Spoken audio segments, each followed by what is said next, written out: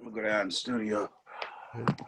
All right, and we're here again with another Jazz Matters podcast. And today, of course, I'm here with my partner, Von Coulter from Jazz Beats Radio. And I'm Edwin Williams of Jazz Matters. And you can make sure you like us and subscribe also to Jazz Matters. Go there. We're starting some very interesting things. We now have the Jazz Matters store, which is an apparel store that you can go and get your different types of Jazz Matters t-shirts that me and like Bob will definitely will I'm model. a little bit on the high side on the camera. Yeah, here. I see. There you but go. That's all right. You can see it. I got you. And we will definitely want you to do that. Just go to yesjazzmatters.org and we'll be there, and you can find out anything you want to know. We are 501c3, and we do take donations, but definitely go there and go to the new Jazz Matters store, which we recently opened. We also have some concerts that we will be promoting next year. It will be virtual, of course. And we'd like for everybody to that's out there to come on in and see exactly what we're doing here in the city. Like I said, today, our guest, of course, is Al Smith, great piano player, pianist or keyboardist, however he wants to term it. I don't know about all that great stuff now. Oh, yeah, the great Al Smith. There he is, ladies and gentlemen. He's right there in the fresh. We got him now. And, all right.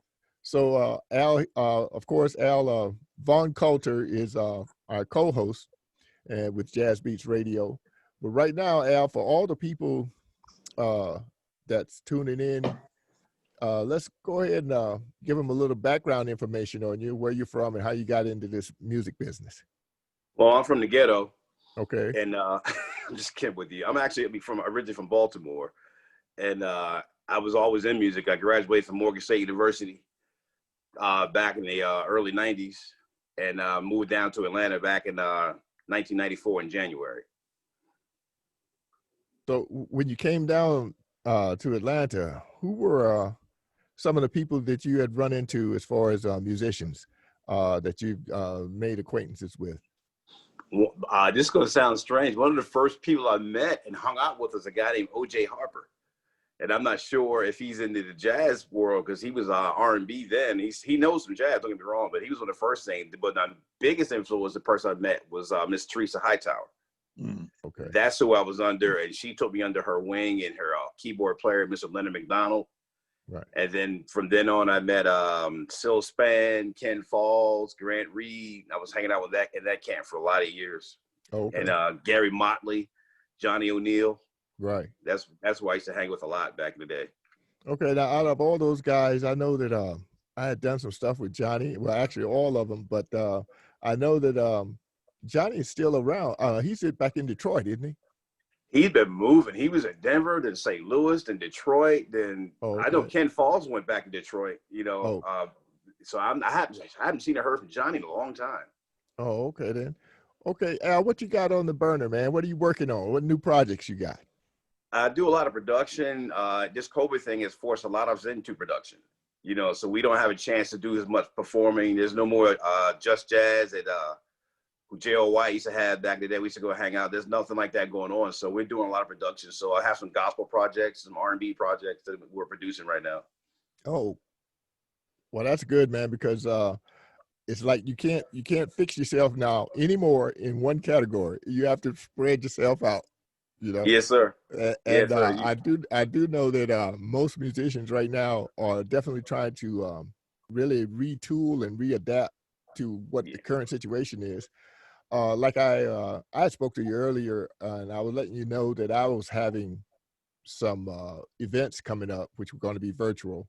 And right now, even though, you know, you're probably not together, don't you have a solid group that you work with all the time? Yeah, we have actually about 2 or 3. We have a straight ahead group that we practice in that a lot, and that is consistent. Like you said, you and I talked earlier. Kurt Mitchell, the son of the great Paul Mitchell. He's the bassist for that group, and then we fluctuate between drummers. But we have that trio that we use, and we actually implement horn players and auxiliary players and vocalists from there. Then we have the smooth jazz group. As you may or may not know, I play with Kim Waters. That's my main gig when I'm doing that thing. So we had that band we put together that consists of a different set of trio, and then we have an R&B group that does all of the Jill Scott stuff for that stuff. We have a group that we play with for that. Sometimes it's the same group that plays all three. Depends, but different genres pull on different personnel. Now the stuff that you were doing with Kim Waters, yes, sir. Didn't Kim open a club in the area at one point? He did. Yeah, he had a club all the way out in Conyers called Kim Waters Jazz Tones Cafe. Exactly. Right. And we were out there putting music together for that. And the co-owner of that, Guy Johnson, was hiring me to bring bands in and out of there. So we had a lot of different people there. We had a lot of celebrities come through there. I forgot his name. From Richmond, Lionel Smith came through and hung out with us. And then what's the brother there? His family. His whole family plays. Saxophone player. You know what I'm talking about. Ronnie Laws? Yes. What's that again? Ronnie Laws? Ronnie Laws. Yeah, Ronnie came through and hung out with us. Yes. Him and Lonnie were hanging out. Oh, okay. And it got a chance to have Kim and Ronnie play like John Coltrane and Cannonball Adderley. Wow. up there to sit in with us. And I had the wrong band. Oh, okay. I had an R&B band, so I had to play the key bass. Those guys wouldn't, you'd have swore you were listening to Cannonball or Eddie Lockjaw Davis. They were going at it. And it lasted for about a good 10 or 15 minutes. I said, guys, we got to stop. We got audience out here. They're not that kind of jazz crowd here. They don't want that. Right. That's true. They want the smooth jazz. They want the Kim Waters. They don't know Kim that way. Right. Yeah, they don't know Ronnie Laws that way, actually. They sure don't. Yeah, but Ronnie could go, man. We throw everything from giant steps and all that type of stuff back and forth. I was like, man, this is incredible. I wish I could have videotaped it, but I was playing. Well, like you said, you weren't thinking about it, and they came in, popped up on you. So that's how it is sometimes, because that's the same thing when I was down at Dante's. That was when Najee came in and started doing all straight ahead. And you don't hear Najee do a lot of straight ahead, and he was loving it though. He was definitely loving it. Yeah, I've had that experience with him too, with Kim. And then Najee would get frustrated because Kim and them going toe to toe, and he put his daggone saxophone down, pick up a flute, and sound like the best flute player ever. Bopping, just bopping all night long. Right, there it is. So what do you think, Al, about the culture? Do you see the jazz culture changing over the last few years? I know a lot of people are saying that, the straight ahead stuff is being pushed farther and farther back. But the way I see it realistically is that the straight ahead stuff is still present. It's just that the approach is different. And I think that if more people would, more musicians would kind of keep that same culture, the acoustic culture, and just mix it with the electric culture. What do you see about, how do you see that? Is it changing it, or is it just evolving into something else? I'm going to be honest with you. I am really concerned about our younger generation, because the music isn't really prevalent in the school system like it used to be. So then you have, and then the administrators of the record labels, or the people who can make things happen, so to speak, or let's just say A&Rs, are not musicians. They're not people that know the first thing from A flat to a cantata. So if they're making those choices and decisions, that can change that culture. You go to a jazz festival now, do you actually see jazz cats there? You see a lot of R&B secular singers doing music at the jazz festival. Back in the day, the jazz festival was really jazz. Yes. And you're right, the culture has changed. That's been going on for at least a couple of decades, as far as I can see. Yeah. Right. Exactly. So I am concerned about that, but it's up to us to try to really pass that thing along. So we have to try to keep it alive as best we can. I really don't know what to say about it, how to really go with it. When you see players like Ronnie Laws and Najee and Kim Waters, who are straight ahead players, exclusively doing smooth jazz and have no straight ahead music out there, what do we call in jazz? I no disrespect to smooth jazz, it is jazz, but where would Coltrane be nowadays if he were playing today? Where would he be playing? You know You what? know, I think that a lot of it, I think he'd be definitely what we would, well, it may not be called smooth jazz once he get a hold of it. no. You know what I'm saying? But I know it would be in a different place, that's for sure. Yeah. Because That's I've for always sure. been told, you know, well, if Coltrane were alive and he heard a lot of the young musicians, let's say 20 years ago, or 30 years ago, you know, after his death, if he could hear the young musicians play, would he be satisfied with what he was hearing? Mhm. And a lot of people was telling me, well, the thing is, he would want to hear something different. That the younger people, he wanted them to really evolve versus mutate. You know what I'm saying? The evolution of the music is, like you said, it's in our hands, Right. yours and mine at this point in time. And so what I try to do a lot of times is put that element of the acoustic era, but I also want to do the smooth stuff just as much. Hmm. I remember a few years ago I got locked into what they call, I guess you could call it a public opinion, Hmm. where everybody thought all I did was acoustic. And Oh. I'm like, oh my goodness, I done got locked out, you know. Yeah. You know, I was like, no, I gotta, you know, so I had to go and retool again and pick the electric bass back up and go with that. You know what I'm saying? Just reinvent my own self. And I'm like, wow, that's the only Yeah. way we're gonna keep this thing going. But at the same time, the influences from straight ahead is in everything I do. Mhm. But I'm also aware of the technology for today. Yes, sir. I embrace it. I like it. I even I'm doing a lot of experimenting with it. It's like I'm doing some things. I'm playing more tenor bass now. Hmm.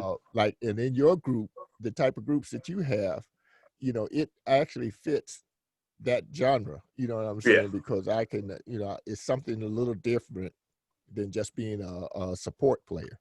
Hmm. The way I'm doing it. Now, if like you were talking about the young people, do you feel or do the young people need a mentor? And if so, who would you point them into the direction of as far as Wow. this? Mentor. Yeah, that'd be something. Let me see. Well, my mentor, well, I had few: Cyrus Chestnut, Kim Waters, people of that nature, Gary Bartz. They Wow. were all pretty much Baltimore cats. Hmm. And one of the things Cyrus always told me, and I never forget this, he said, man, it doesn't matter what you're playing, as long as you keep them dancing. You know, as long as they're doing this, as long as they Mhm. bop it. It could be Bach, Beethoven, you know, it could be hip hop, gospel, jazz. If they're not dancing, you're not doing your job. So we Mhm. had to find someone that could really educate our youngsters in that direction, because Right. some of these guys are really extraordinary musicians. Right. You know, I can't really deny that. Unfortunately, and I hope I don't get a lot of negative feedback from this, they're really gospel or church based. Right. So their approach is different than what yours and I was. And when you and I came from a jazz perspective, that Right. background, there's nothing wrong with gospel. Right. But when you come in and you want to sit in, let's say you're going to play a gig with, before this voicemail, sorry. You're going to come and do a gig with, say, I don't know, what's a good jazz? Let's say Teresa Hightower were alive today and was with us, and she wanted to do, you know, Stolen Moments. You don't want to come in playing with a church background, playing that type of thing. You know what I mean? You need to have that right approach. And what Right. jazz did for you and I, it helped us to be versatile.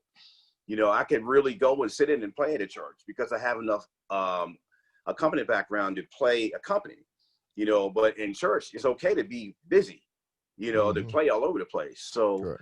as far as mentorship, I don't really know who to point them into, but I would hope that mentor would be showing them how to be versatile, how to understand what music is, and how not to be the show all the time. Sometimes you have to know to be the background. You have to be the supporting role. You have to know how Right. to be the lead role. You have to know how to know the music. You know, Right. I got called to do Goody Mob in '96, Mhm. and I was right after I had done a gig at you said Dante's. I was played at Dante's at down the hash. Who did I sub for? I can't remember who it was. And the next week I was going out there playing 4 notes, making 3 times the amount of money. Right. You know, so that was something a mentor would tell me. You know, Right. and mine was Kim and Cyrus Chestnut. Okay. And because you can actually point those to those people today, you know, you can Yes. put them in that direction right now. Vaughn, do you got anything you want to ask Al?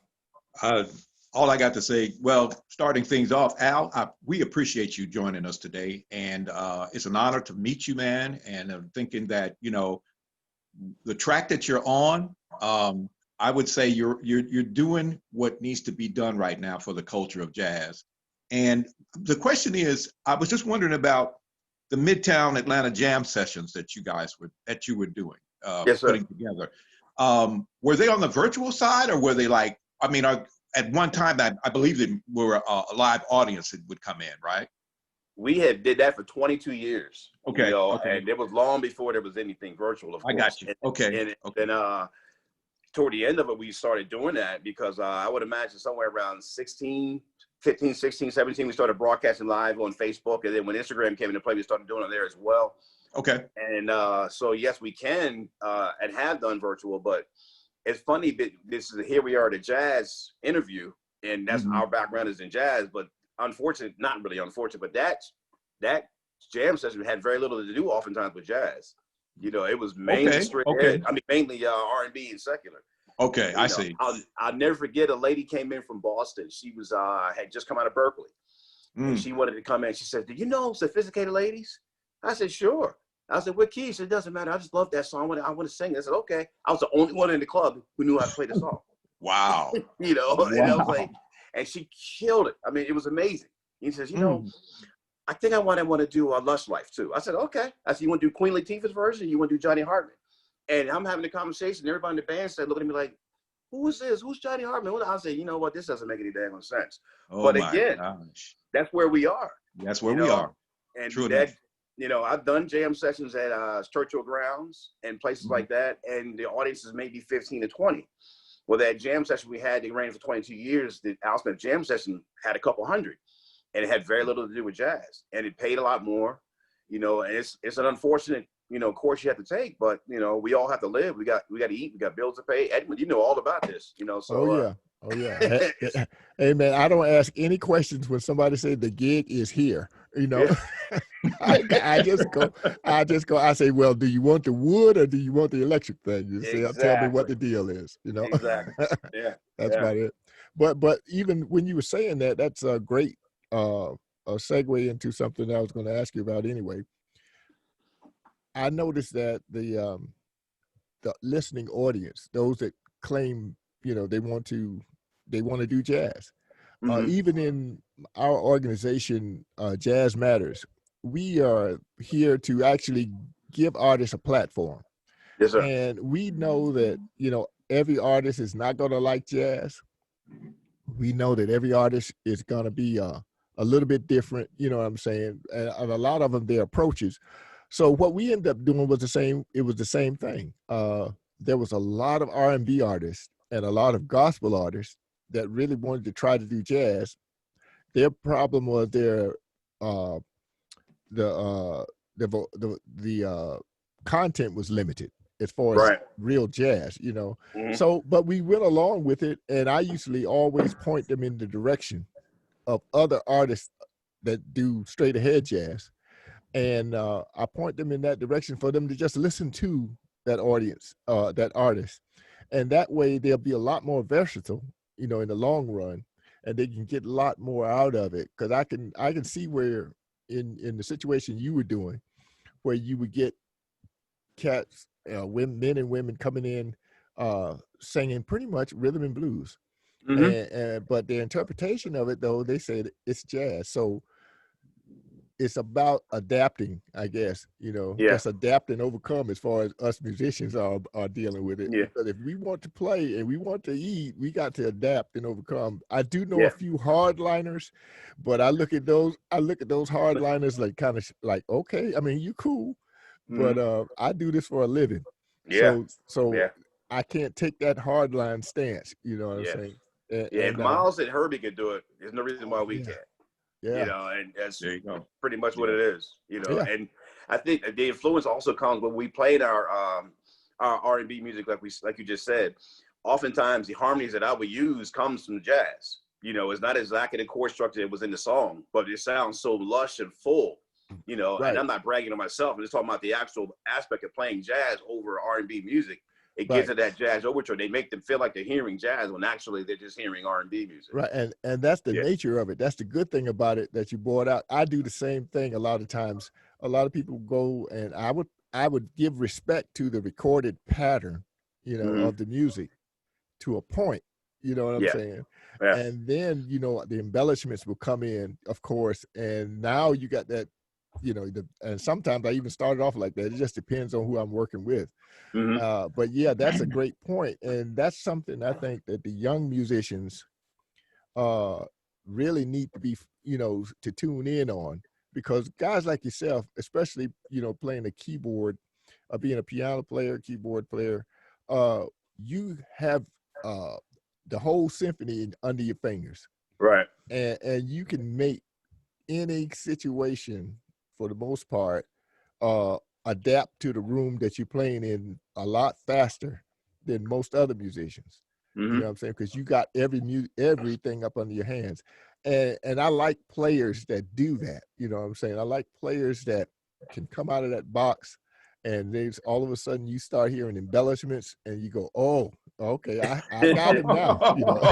Yeah, exactly. Like, oh yeah. And one other player I know that does that right now that's on the scene is Robert Glasper. Oh yeah. And I hear a lot of gospel in what he does, but I also hear a lot of Herbie, Hancock's situation, Absolutely. And George Duke. And George Duke. And he's using those elements and kind of just meshing them all together and coming up with a great sounding concept, Yes. And he's and it, like, you're the type of player that does, in my opinion, the same thing. You remind me sometimes of those type of players because you do that. You don't even have to tell me. I can hear you lay it down the first time and I hear the sound. And I go, oh, there you go. He's coming out here doing a little Herbie. You got man. You say Herbie and George, you got me. Those are my favorites. I hear both of them. Next to George many times. Like, man, could you show me that again? And and I miss George, and I'm glad Herbie's still with us. But go ahead. I'm sorry. Yeah. Now that was like going back to one of the people that you said you met, like Leonard Mcdonald. I would say the late Leonard Mcdonald was a great piano player. And the thing is, me and him used to have a lot of conversations about the music and his influences and so forth. And he'd always step it up to a point to where he started doing some classical arrangements of stuff. And I was like, okay, because I think I even still have some stuff he did that we arranged for classical. But cats like Leonard and yourself, I hear Leonard in you in a lot of cases. You know what I'm saying? Yeah. Mr. Odom did that well too. Not to cut you off, but Mr. William Odom, Billy Odom, he did the same kind of thing. Yeah, right. So you had some really good people to be around, that's for sure. And they weren't selfish people, Oh no, they shared, Right. And that's I can't thank. I talked to Tony Hightower a while ago about his mom. I said, I can't thank your mom enough, and that's beyond just the music. She took me under her wing because I was a single father raising my daughter. And hey, I get a little old girl into my hands, and I'm over her house for rehearsal. Her and Tony about to do this gig at the that place by the Shrine of Black Madonna. I don't know. It's a little backyard thing over there in the West End. I forgot the name of the building, but we're playing there, and she's telling me, she says, "What's wrong?" I says, "I got to figure out how I'm going to do so and so and so and so." And Teresa's so hard, but she's so, what do you call it? Tough love and tender. Tough love, yeah. You're going to do it. You're going to do it. I tell you what, bring your baby over here. I'm going to do her hair for you. So she'll have her hair ready by tomorrow, but you're going to be fine. Just get through tomorrow. Don't worry about it. You call me the next day. And I looked at her like, I was like, man, how did she, but she did the same thing with Tony, and that gave me the inspiration. She could do it. I had no excuses. I was scared to go back to her with an excuse about not getting something done. But big influences, like you said. Wow. Yeah. Do you still have any like, for instance, when you're working with let's say well-known musicians, are there any lessons learned as you are performing with them about yourself? Where do I start? My God. Oh man, that's a loaded question, right? Oh my God, yeah, that's a softball. I can hit. I was going to say, shots have been fired. I got so many stories of that. I guess one of the best gigs I had done. I've done so many, but one time I was playing with Kim Waters, who's a lesson every time you play with him. On our show, we had Phil Perry and Shantae Moore. Wow. And I need not tell you about, if you don't know about Phil Perry, I know you all know about Phil Perry, but Phil Perry is an incredible musician. I mean, he's off the chain, man. He's ridiculous, you know, and they all had their little thing. And I'm back here playing. And you talk about lessons. I'm back here like, what in the world? How did they hearing this? And I'm over there forgetting to play. Like, oh, they look at me like, oh, yeah, I got to play. Okay, yeah, because I'm over there listening like this, like, woo, you know. But, and Shantae Moore's the same way. You know, she's so nice and so sweet, but she has this super high soprano thing she does. Right. And she sings it and she scats and goes way, I mean, to the top part of the keyboard that you really can't even think nobody can sing the high. And she does it in tune effortlessly. Wow. And just going. Then the two of them got together with Kim at the end of the show. That was a lesson in itself. We did like probably 5 or 6 shows like that. You know, so yeah, I've had many lessons. Mace Elite gave me lots of lessons. You know, oh my gosh. Yeah, her tone, her approach. You know, every time I hear Layla Hathaway, that's a lesson in itself. Because her approach, the way she sings, I want to play exactly how Layla sings. That's how I get blown away by hearing her sing. You know, Mike Phillips is another one. You know, he could just go and just play and just play. I'm like, wow. You know, so it's so many. Yeah, so that's a loaded question there.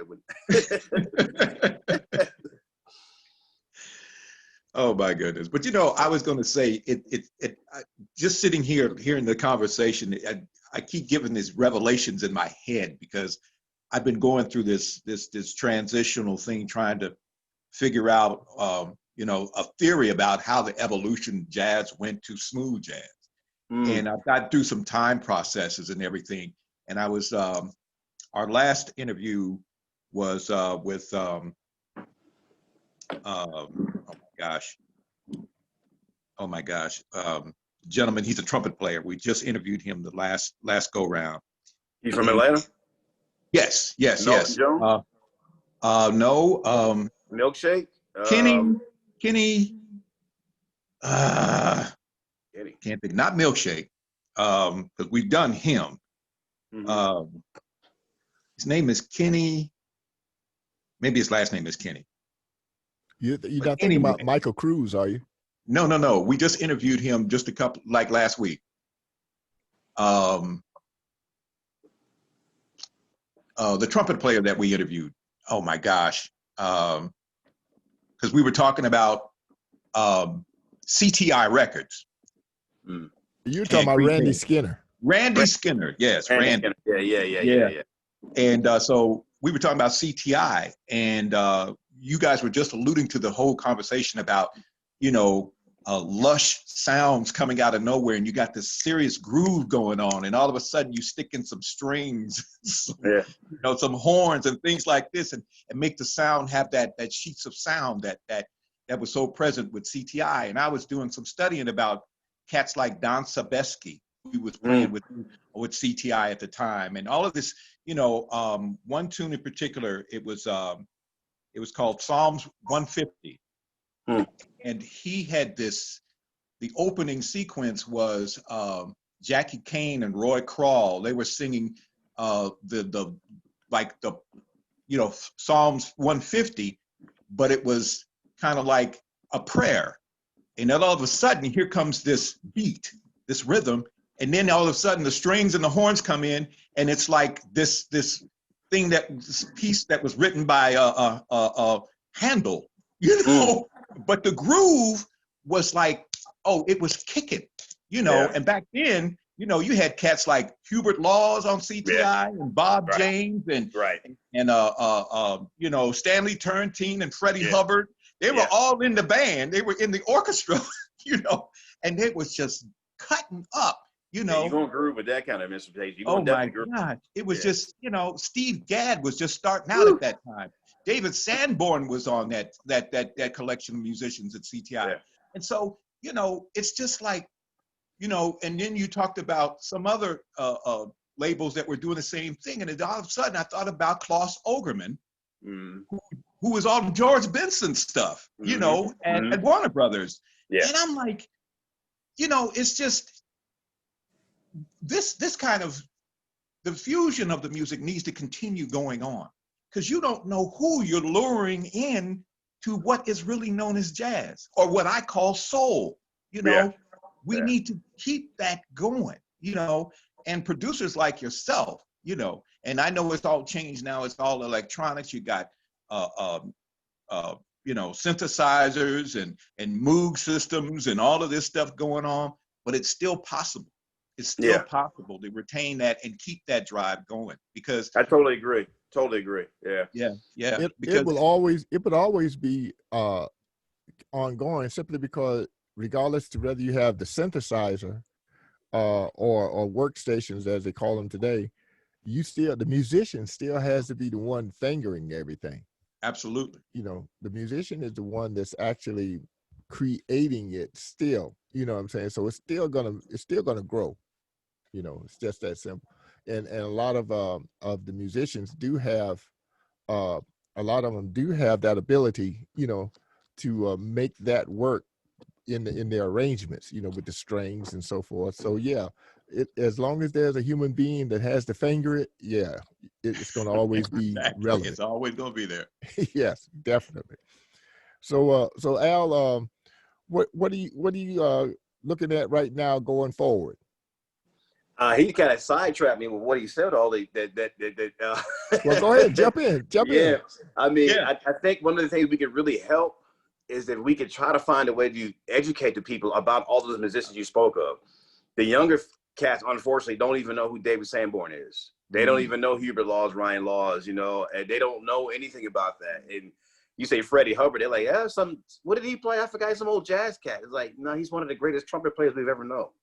You know, they don't let alone Booker Little and, you know, people like that. They don't know those people, and that they don't know where the sound comes from, you know, and they just know they're just excited and want to play and got these chops and don't have any ideas how to use it, but the best way to really make the best, you know, sound from it. So I would just sit back and listen like, man, that must have been I would have loved to have been a fly on the wall for that. Yeah. You know, with a notepad and a recorder. You know, and just as heaven for me. But you know, so I don't even know what you just asked me, Edwin, but I was really, really taken in by that last you know, story there. So well, one of the ways what you were saying about, you know, naming those like Freddie Hubbard and so forth to the younger generation, one of the ways I usually do it is basically have them, if I'm gonna be in performance with them, and I know ahead of time who I'm dealing with, Jazz Matters always has, even though it's jazz based, but we still do the R&B stuff, you know. So it's not, we don't exclude any musical genre, but the thing is, we try to expose them to people like Freddie, people like Lee Morgan, you know, just Clifford Brown or anybody like that. So what we'll do is do the material by those people, just to show them they got, you know, it ain't over yet. You know, we still, you know, you still got a lot to learn, so to say. You know, not trying to compete, but just trying to expose them to, you know, the language of music from a standpoint that they were not maybe educated in. Let's say it like that. Yeah. Sorry, I'm having technical difficulties over here. Keep going. I'm hearing you though. Oh yeah. Okay. Yeah, we got you. But Vaughn, what else? Anything else you need to? Well, I was going to say, you know, on my show Soulscapes on Jazz Beats Radio, like I challenge the listeners to, well, I wouldn't say challenge, but indulge them into the sounds of the past. I will mesh like 3 trumpet players back to back.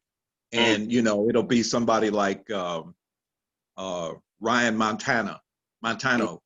And then, you know, stick in, you know, a little Freddie Hubbard, and then come right behind it with some Lee Morgan. And just to see exactly, because you can tell, because what I'm able to do is see what happens as far as like my listenership. It'll go up a little bit, because they'll be like, who is that behind that guy? You know?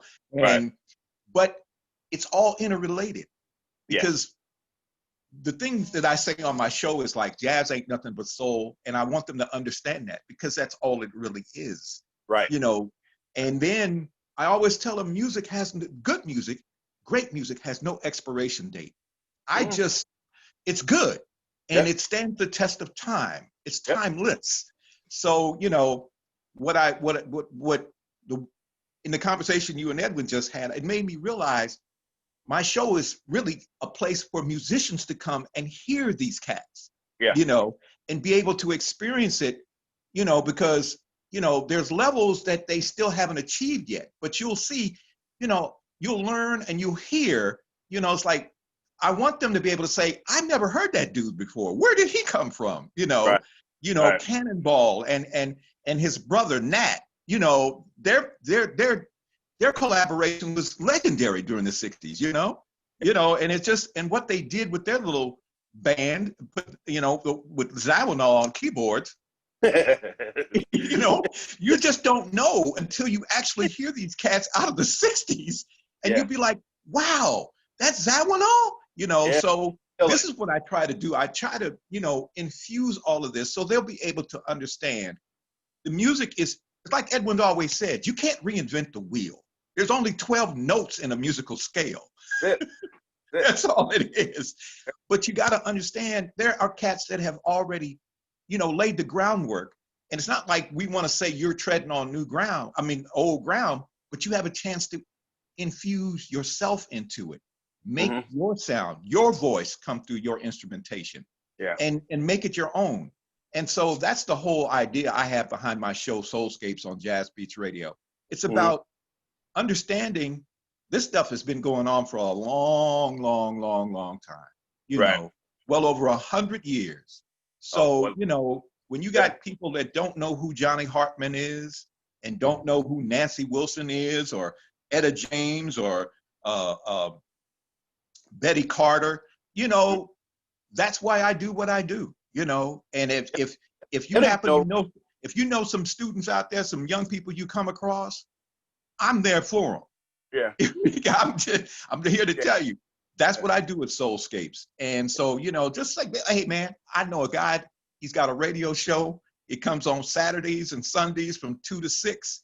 Check this guy out. He'll play you just about anything you want to hear because this is the music that you're learning, you know, and that's the mission that I'm on. But yeah, that's all I got to say about it right now. I mean, they don't even know Roy Hargrove. And if you were to come young, I mean, you don't have to go back as far as Fred. I mean, they don't even know that. You know, they go. I mean, it's like there's so much music, and Roy was educated enough to know the difference. Oh yeah, Roy was special. Roy was a special cat. Yeah, you know. So I mean, let me ask you: do we, both of y'all actually, do we have the Black Arts Festival anymore than when we had jazz like that going on from old to new? That was mainly traditional, mainstream. That would mix in that. Where's the Black Arts Festival? Where's the jazz festival? NABF I hadn't heard from them in years in the city of Atlanta because they used to be, this would be like the home. It would come here every year, you know. That's my point. That's where the education comes in. That's where you can pick up those mentors. That's where you can get those influences that we just had. This generation is missing all of that. You know, so this jazz is Music Soul Child. No disrespect to Music Soul Child at all. You know, I know his band, you know, but that's the best, that's the extent of what they get, you know, and those are only 3 jazz chords he used to write a song. There's another whole 20 chords that left in a particular song that he got that from, but he's only using 3. You all want to call that jazz, you know. So it's tough line to draw, you know. Oh yeah, especially when it comes to those type of events like the, you know, the Black Arts Festival and so forth that we used to have. That's the other reason Jazz Matters exists, is simply to continue the platform, regardless. You know, even though, you know, of course, COVID has put a damper on a lot of things, because, you know, our actual events were mainly, we had a concert series which was outdoors during the summer, and it ran right on the heels of the Atlanta Jazz Festival. So it was only about 2.5, 3 weeks apart, you know, as far as, you know, us actually starting our season. And we had a lineup of a lot of great jazz players as well as contemporary jazz players coming out there for, and everybody just seemed to have a great time. It was real festive, and we got a lot of people interested in putting their hat in there, just really wanting to do. A lot of the musicians here locally that I've run into, like Marcus Williams and different people like that, Yeah. I would, as a matter of fact, I'm still going to do this, but we're going to have him do some tributes. And Marcus has always wanted to do a tribute to Billy Cobham. So Yeah. I'm going to make sure that that happens, so Yeah. I'll be calling you. Yeah. You know? I'll see Marcus and Mose Davis on Thursday. We got to do some stuff together. Two different bands playing different things like that. So again, Mose is another big influence on me. But yeah, Marcus is another good friend. You mentioned some really good people. We talked about that on the phone the other day. It's a really good, influential, great people. And Marcus, his mom, Miss Candy. Those are just really good natured, good-hearted people. Right. And that's another thing is missing in music, and mainly in jazz. I guess not necessarily in jazz. I've always saw good people in jazz, but it's really missing in music because it's so backstabbing, conniving, cutthroat. And you would never get that from Miss Candy or Marcus or Teresa, Right. And that's another big reason why. You mentioned sharing. Who would share more than Marcus? Marcus will show you his undershirt if you wanted to see it. He would give you everything he has within his craft to share with you. And we just don't have that anymore. Right, and it's right. such a missing element in our music, in our jazz, Yeah, and I think it's a lot to do with right, the state of mind, the heritage part that we tend to have pulled away from. Right. I know that when like for instance, when Marcus, I actually met Marcus because I played with his mom, but Yeah. Marcus was a little boy at that point in time. Yeah. And but then I saw him again when he was, older, and he started playing. And I was always telling him, I said, Marcus, you're gonna be great, man. I said, don't worry about whatever other people say about you. Just lock that pocket and you're gonna be great, man. And sure enough, he was great, man. Him and another friend of mine I came over together at about the same time. And like you said, but he's a listener. He will listen. He's one of those kind of people who will take, the advice because he's been around that kind of thing all his life. Yes. And the thing is, so he can adapt to the situation. He can understand it and understand how people interact with him. So a lot of those people, like I said, the way Jazz Matters was doing things, it's really centered around the residential talent. And it's to expose them and to give them as much support as possible, and just to keep them, just to have a platform to work out of. You know what I'm saying? That's what we still do. So now that we are retooling for the virtual situation, all of those people that we've given that platform to, they're definitely going to be welcome in the virtual platform, as well as we bring in some out of state artists, and but it is primarily one of those regional situations because our community is pretty underserved when it comes to that kind of stuff, I would and I know love you could see that. Yeah, I would love to do, or actually, I don't know if I can really play to my straight head anymore, to be honest with you, but I love to see those guys come out and get together again. Maybe put yourself on bass, get Joe Jennings and Howard and Marcus, maybe even call, me Tyrone and Joe Jackson. talk a lot. Yeah. And just sit back and just watch them go. I remember seeing Bill Brandon big band back in the day, and just watching those guys, like, man, these guys just smashing, But then, and you get called to do a gig like that, and you might make $30. I'm like, well, yeah, I can't, that's so funny. And that's funny you even mentioned Bill Brandon, man, because a lot of people don't even. That's one of the icons. He was a great arranger. Oh yeah, and when he was in New York, he was exposed to people like trombone player Silly Willie and all those cats from back in the day, and he did a lot of arrangements as well as I think it was Duke Pearson. Duke Pearson was another great arranger that went to New York and became the first black A&R man for Blue Note Records ever. And but those guys, I mean, they were here. They were rooted here. Yeah. And the thing is, that's another part of the history of this town that really needs to be, spoken about. So I try to do that with a lot of the people that I can catch up with that are still here, and Mhm. talk about a lot of the history from Atlanta. Yeah. I What think happened? that What happened to those great venues that we used to have here? I mean, this is a big city, top 10 city in the country. Is there really a venue that's been here over the past 10 years that you could bring in someone of that jazz? It's a traditional club like a Blues Alley in DC, a Blue Note in New York. You know, do we have that? We used to have the A Train. We used to have, I guess, Dante's. But what is that traditional jazz venue that Atlanta used to have that we no longer have? Where can we do it? Can it be done? well, it can be done, and I've been working on that for the last 7 years, Uh huh. believe it or not. And it's one of the things that Jazz Matters is definitely still on the burner to do, because Hmm. I told a lot of people the last jazz institution was Dante's. That was the last one, and Yeah. because it stayed in business 45 years. Woo. And Yeah. see, the weird thing about it, I did like 23 of those 45 years. You see what I'm Wow. saying? Yeah. And so it's almost like that institution, once it was lost, everything else, it got real sporadic. Yeah. You couldn't pinpoint a place. Churchill closed, you know what I'm saying? And And Jo tried for a while with Just Jazz. yeah, That lasted about what, 5 years, I guess. I'm not sure how long it lasted. yeah, because he and that was a good thing that he had, because he had good players coming through. Yeah. And but like the institutional part of it, is the thing that was not supported.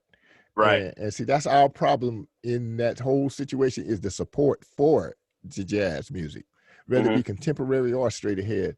The support is a little better on the contemporary side, simply Yeah. because that's what people get pretty much in their head all the time. They hear that on the mainstream radio all the time. Right.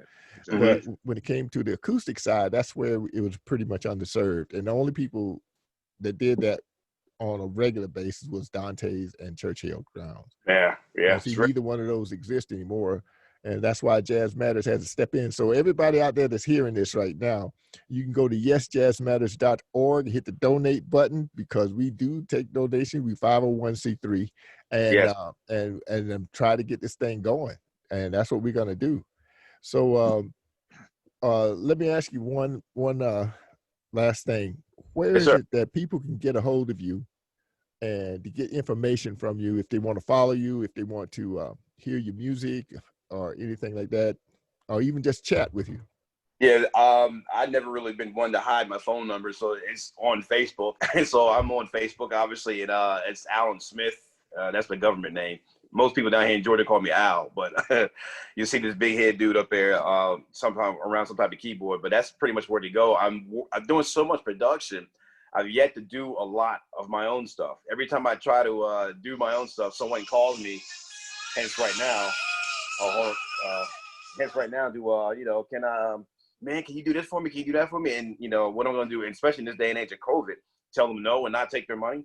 I'll go to, we spoke about that. So, okay, I'll do this, I'll do my stuff later. And that just happens back to back to back. So the contact part will be mainly Facebook and Instagram. And if they need even more direct information on that, I do have emails, baltimoreal@yahoo.com and things like that. So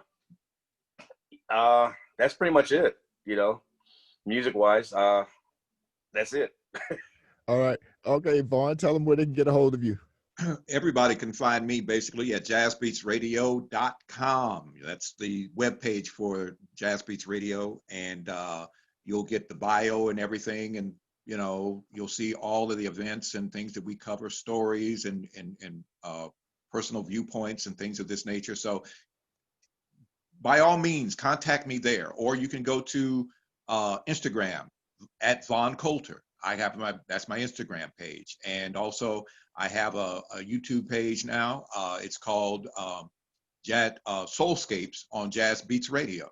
So I think it's getting to the point now where it's like I really got to get this show out there, because I'm now, it's like I feel like I got to let the people know. I got to know what I'm doing, and the music, and how rich and influential it has always been over the last 100 years, and what we're about. We're about the preservation of, and dedication to its preservation of this American art form. That's Mhm. purely what it is. It is an art form. And in Yes. this take, and the craftsmen are the legends. And then there's the sounds of the vanguard, the guys from the 50s and the 60s and the 70s and the 80s. And it's now infused in what is known as smooth jazz. So, you know, we're all one big family. We're You're all right. part of that one tree, that mighty, mighty tree. And Mhm. it's got many branches and it's still growing. So, Right. you know, that's what we got to get out there. That's what we got to get the people to know about. That's what we got to get the young people to find out about. Right. Our mission is never ending. I'm sorry to tell you, we're in it to win it, but it's never ending. Right. Right. And you can, of course, you can get me at yesjazzmatters.org. That's yesjazzmatters.org. And you can go there. And like I said earlier, you can click on the donate page, not the donut page, the donate page, you know, and donate to us. Also, you can click on the Jazz Matters. We do have, like I said, an online apparel store. So we also just like us and subscribe, and we will be definitely giving you as much information about the resident talent here in Atlanta, because there's a lot of it, and it's all good. And we're here to keep it going. But we'd like to thank Al Smith for being with us today. I know you're busy; your phones are blowing up. So Sorry. I mean, you know how to get a hold of me. You got my number. yeah, I got you. I looked at the email and said, "Oh, I'm supposed to call you. I thought you were supposed to call me." Yeah. I'm sorry, I'm late getting in. I apologize for that. That's cool. We still found out a lot of about things we needed to know about you and your opinions. So that's great. That's what we try to do. We're gonna have you, of course, you have you here again, Yes, and sir. also try to work the schedule up. Jazz Matters is working the schedule now for the virtual concerts, so Yeah. you'll definitely be a part of that too. And but we thank you, man, for coming in. And I know you're busy and everything. So Yeah, one thing I want to mention though, we do when this COVID thing's over with, Kurt Mitchell and I play at Cat's Cafe on Thursday nights. Yeah. And that first set we play, the first, I guess, 30 minutes is usually jazz. okay. You know, jazz lovers that want to come out there, and then they listen like, man, what are those guys playing?